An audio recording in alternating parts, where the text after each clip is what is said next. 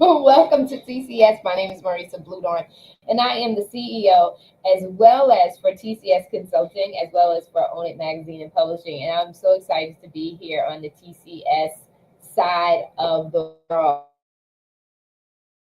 This is all about leadership development, leadership connectivity with its people, organizational development, organizational psychology. Taking center stage and owning it with me today is my girl. She is a radical woman, and she is talking about some radical things for our executive leaders as it pertains to just, you know what, we have, even though we had the pandemic, and thank God, prayerfully, that's not going to rear its ugly head again, not to the capacity that it did. But we had stress before the pandemic and was not handling it properly. Now we are post pandemic and we get ready to get back to some normal but same stress. And we've been talking about the importance of dealing with that stress, especially when we're talking about heart disease being the number one killer for women. And understanding the heart's connection, the emotional side, the spiritual side, the emotional side of it. And what I don't know why this keeps coming to my mind, but every time I think about it and we begin to talk about this topic, and I think about heart disease being the number one killer, is I'm thinking about how much women go through heartbreak. Like, we're talking about not getting paid equal pay. We're talking about, always looking like we're out of control emotionally when we base ourselves on the basic level. We're not even talking about moving mountains, just on the basic level, just being able to have a conversation where your passion is not misconstrued with you being dominating or you being overwhelming. So when I think about heart disease and when I think about it being the number one killer, I don't think about it from the place of medical, so to speak. I think of it from a place of emotions. And I just feel like if we, I'll say this, and then I'm going to digress. Case in point for me was my mom, and her last days on the earth, her last year, she was diagnosed with colon cancer. And even after she really got to the last stages, the oncologist, I remember him saying, I don't remember if my sister was in the room with me or not in the room with me, but I remember him saying he was blown away. The disease had taken her out so fast. He was like, this doesn't make any sense to me. But as the youngest child of my parents' first set of kids, I got it. I got it. I got it. I got it. She'd given up. She'd given up. She had been through so much that she took the easy route out. She felt the presence of God. And she's like, this is a whole lot better than this over here. And I believe she's only 53 years old. Like, I'm 50, I'm going to be 56 this year. I'm in the gym. I'm living a very vibrant life. I didn't have the same life that my mom had, but I had my share of challenges. I believe that what took my mom out more than any cancer was heartbreak, disappointment, struggle after struggle, challenge after challenge. And we're not really talking about that because we're not allowed to. We're not given the space in our social environments to really talk about truly, authentically. Because when you hear women talk about, I'm taking off the mask, what mask? I didn't know you had a mask on. I thought you were being yourself. Right. You know, what is going on? And I can say this because a outward experience, because I'm a loner. I don't like all of what I see going on with friend networks. And so I prefer hanging out with Lulu, me and Lulu.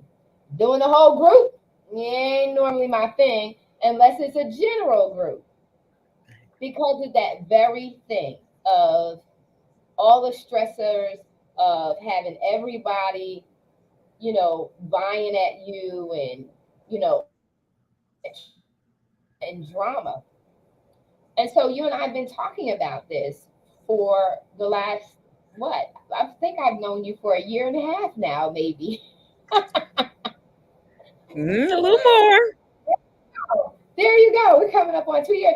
And I'm going to tell you, like, I'm hearing it, being in the publishing industry, publishing these books, and reading the content and the stories in the books, and things like that. This is what was going on before. My mom passed away in '97. Mm. This was going on way before the pandemic, and it's something that we have not addressed properly. And it shows up in the workplace. It shows up on our bodies, this dis-ease that we talk about. It shows up on our bodies because we're not taking care of ourselves. We feel so overwhelmed that we just succumb. Whatever is going to make us feel good temporarily, but doing detrimental damage to us ultimately. Talk, Lulu. I've shared. Talk, Lulu. Why is it important for us to, do the introspective work that's required, and that work being done through journaling, that work being done through writing, and why professional women, if they've not been involved in the anthologies, if they look down upon them or didn't hear about them, why is it important for these C-suite executives to start writing, to start really getting to participate in the project that you have going on? I'm wrapping up my projects, but the project that you have going on and beyond, all of the resources, everything that you're putting into this to help your authors to not only write about what they've experienced and share with the audience how they've overcome, and tips and insights for words of wisdom, but also to how to continue their own journey of transformation and deliverance from all of this trauma and drama that women experience that are causing us to have heart attacks and heart failure. So thank you for having me here. And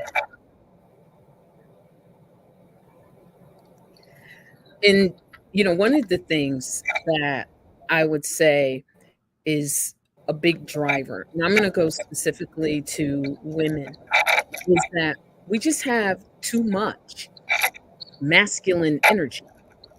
And we've embraced this masculine energy as if for some reason we're not this great leader if we don't take on something other than who we are. And we say authenticity, and it's like throwing around a word that has no meaning anymore because it's just a word. We're not really living it. Taking off the mask. There's multiple masks. Which one are you taking off? Because there's so many now. And we have to bring back the human spirit. That's what's so important. If we cannot bring back the human spirit, then we're destined to just continue to spiral where we are right now, or even in a more, I'll say, degraded state. And if I think about the landscape of business, it's rapidly changing. And you know that I teach a lot on divine feminine leadership, but that principle is evolving.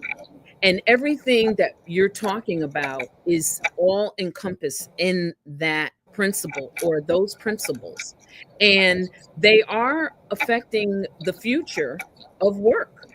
And so our unique qualities and our strategies as women, what we bring to the table is very positive when we embrace it, when we allow it to come forth, when we are able to say that, okay, this is who I am at my core, at my essence. And so this divine feminine leadership is becoming increasingly relevant in our fast paced, interconnected world.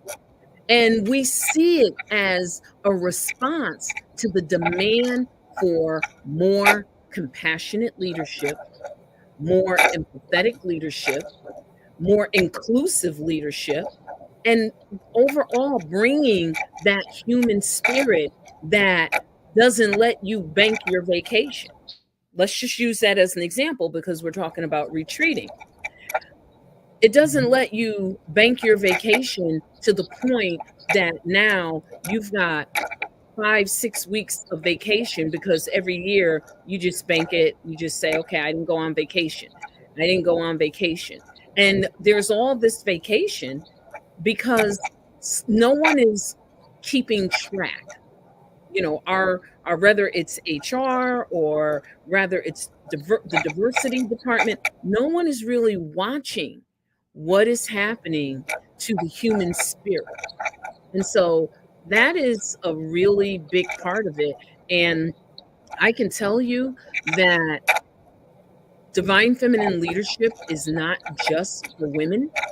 I can tell you that those principles and characteristics being embraced by men and women actually transitioning back to who they are at their core, and us having that balance of masculine energy and feminine energy working together, that's a recipe to get us back on track. Anything short of that is going to keep us spiraling downward. Yeah. When you talk about banking your vacation, I can remember, doing a lot of staycations. Just staycationing, and staycationing. I wish I had someone to tell me, Marisa, if you stop doing this here,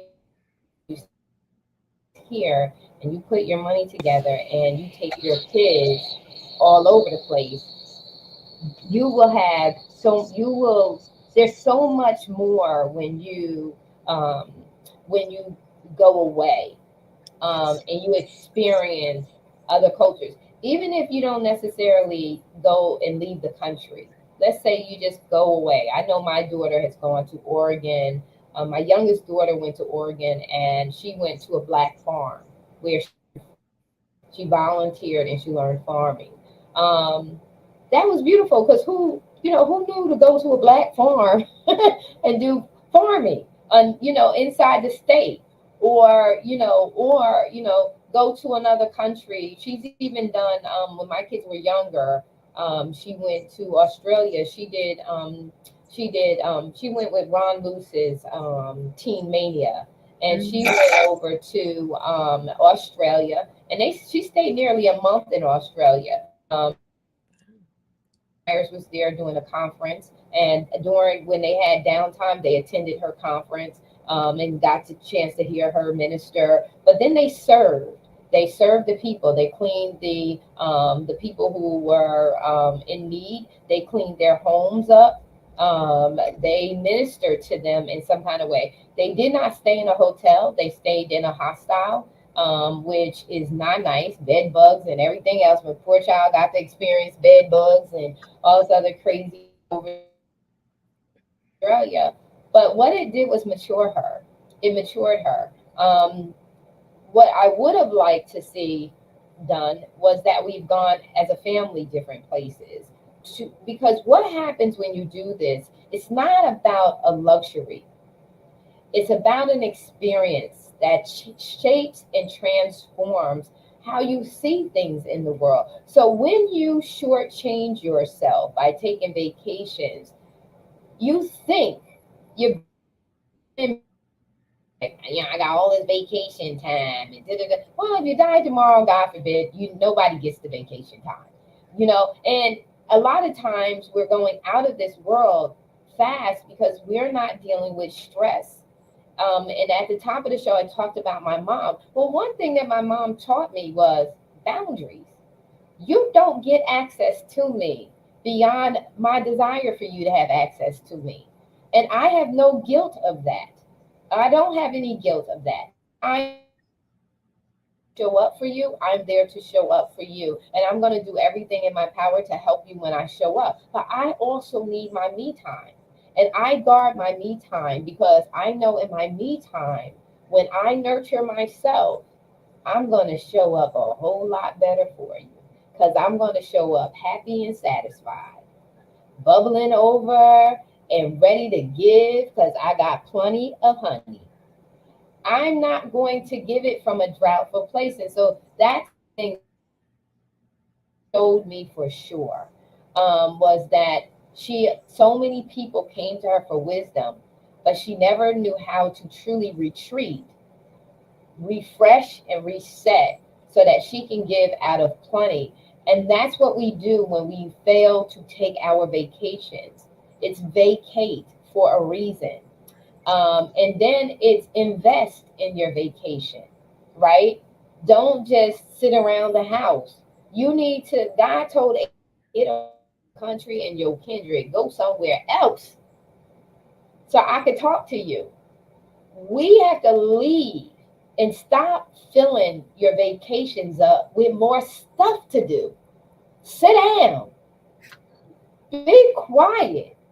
Like, okay, I get it. Climb a rock, fly out of an airplane, do one excursion. Don't fill each and every day up with something to do. There's something wrong with even that. Sit down, relax, leave the sleep all day. One thing that I taught my kids to do was we did fasting, we did prayer here, we ran there, we did tournaments, we did ballet, we did jazz, we did it all. But one thing I am thankful for, I did not travel like I wish I would have. But one thing I'm thankful for is I taught my daughter to put on some PJs, and from sun up to sundown, we sitting here and we going to veg on TV, chocolate chip cookies out of the oven. We're gonna chill. We're gonna chill out. This is a stress-free day, so that we can get built up and then go back out. And so vacations, retreats that are designed um, to teach you how to self-care. One thing I did with my interior decorating business, because it was a physical business, was I engrafted in a day. Once I finished the project, I did a spa day, and I had a regimen. I had them do my face. I had a seaweed wrap, which they put all of that mud on you, that seaweed mud on you, and they wrap you up in a nice warm cocoon. And I went so often that the girls, it was Kathy and I can't remember the other girl's name, but I had gone so often that they would just let me sleep in there. They would leave me because I would come during off days where nobody was really coming to, so they didn't have a lineup of people, and they would just let me sleep because I was tired after painting and all that other stuff and physically doing these things. It wasn't a luxury, it was a necessity for me to go to the spa. I needed my body me. Now I had to treat my body. And Mm. I'm saying that to say that's exactly what these retreats are for. These retreats are for you to learn. If you're not going to teach yourself, allow someone else to come in and show you a quality life. And it doesn't have to be expensive, but a quality life so that you have longevity, that you have longevity in your spirit, that your heart is not broken, that you teach yourself that even if you don't, you learn how to love yourself so that you're not requiring people to love you in a way that they just don't have it to do. But love yourself enough so that you're not heartbreaking in those areas, that you treat yourself well. And part of this is going to the retreats. Part of this is to be poured into by other people who know what you're experiencing, know the opposite of what you're experiencing, and know how to get you to a place where you can have balance in your life, and you can start enjoying your life, and you can avoid the number one killer, which is heart disease, because it is the number one killer of women. And we need to address that. And it's not always just medical, it is what is going on in your psyche, what is going on in your emotions, um, where is the trauma coming in from, and how do you address that trauma, and be released from that are adverse to you, and holding you back. And that's why it ain't cool to say you got all this vacation. In fact, stop telling people that and start taking your vacation time. And if you're not feeling well, call out sick. I mean, there's no honor in bringing yourself. People don't want you on the job sick, because guess what? You want to make them sick. So stay home. Stay home and get well, and we'll give you an award for perfect attendance, because perfect attended to the point where you didn't make any of us sick by you attending. We can figure out another award to give you, not for you to come in and burn yourself out. And so share with the audience as we close out, you have your book, and Radical Ascension to the Next Dimension. And not only that, this is a year-long project that you're working on. I believe that you still have room for other people to join in. And come on, executive, get your story out. Your story is someone's waiting to hear your story. At the executive C-suite level, the reason why I like supervisors and managers is because they should be on their way up to your position. They should be they should be understanding about succession planning, whether an organization has that very upfront or not. They should be aware, your supervisors, your managers should be aware that there is a flow of things, that, just because you become a manager doesn't mean that that's the end for you.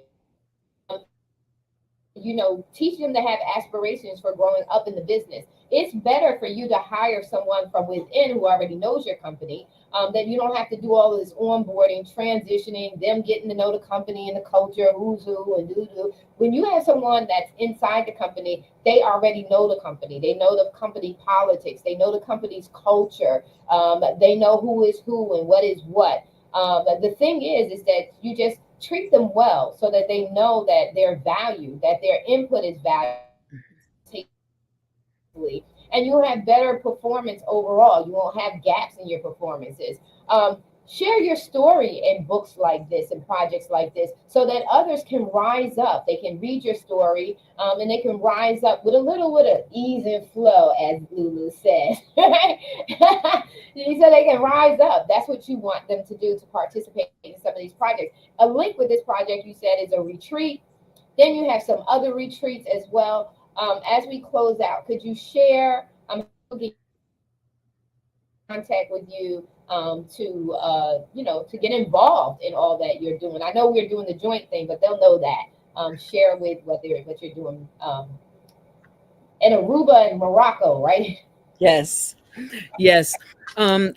Everything that we're doing, both of us together, some independent, it all centers around the well-being, the growth, starting with folks that are at the very C-suite level, because that's who's leading everybody else. That's who's setting the example. And then also those that aspire to get to that level, but we don't want them to go to that level in the conditions that we see in many places today.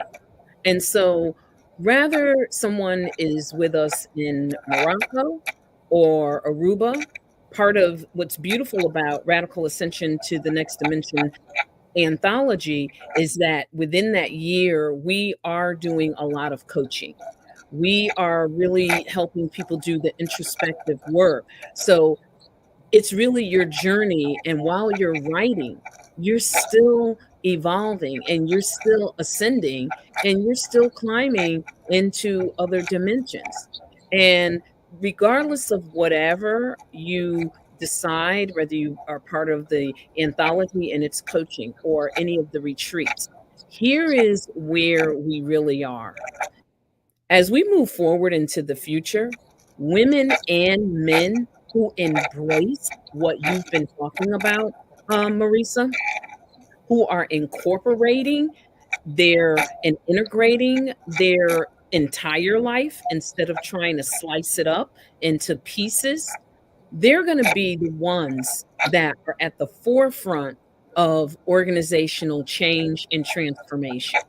They're going to be the ones that come and participate with us in these programs. They're going to be the ones that are creating diverse, inclusive teams. They're going to be fostering creativity at a greater level, innovation, and they're really going to be helping people build sustainable lives, both personally and professionally. Because some of what's happening today, it's not sustainable. And that's why we have dis-ease rooting the disease, and literally, in some cases, a lot of chaos.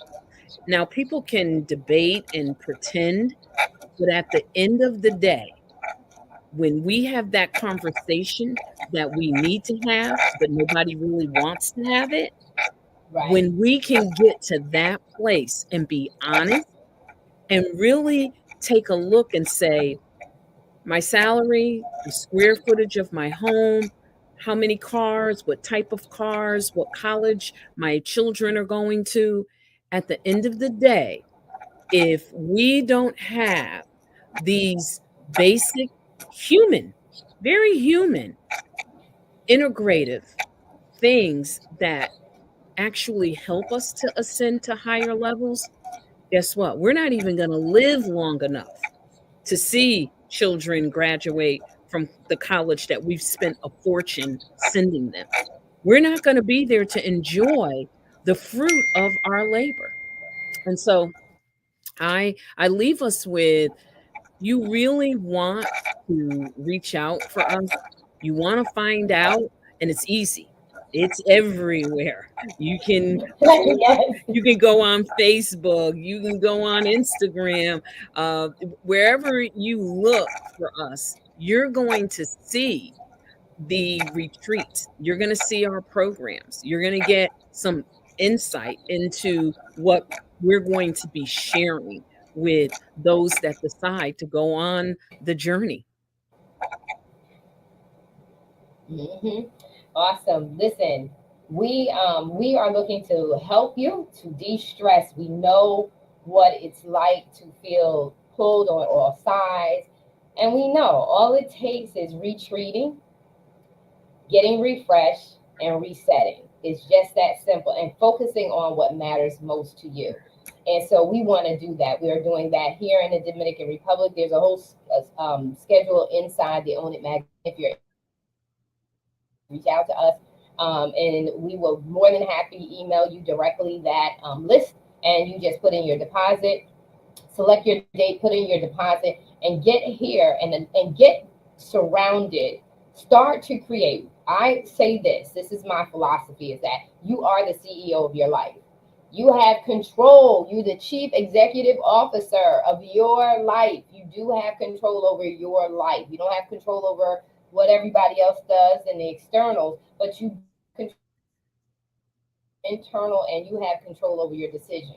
It's time for you to make executive decisions. And one of these executive decisions is taking care of yourself first and investing in your peace of mind and aligning with your true and organic, God given assignment. You want to get in alignment with your life's assignment, because all your skill sets, your mindset, how you think, how you be, how you operate, all of your gifting, all of your talents, way you think, has everything to do with the way you were designed. And anything that's created only functions well by operating in the system that it was designed to fit in. and you are sometimes operating outside of your realm. And we need you to own who you really are. And the minute that you own it, that's where own it comes from. That's where TCS takes center stage, and own it comes from. You're on the runway of your life. You know, it's life. You only get one turn at this catwalk. Get it right. Get it right. Get it right. Get it right. We're here to help you. And we're here to help you do it with some serious swagger. We love you. We're out. Listen, get in touch with us. We look forward to hearing from you.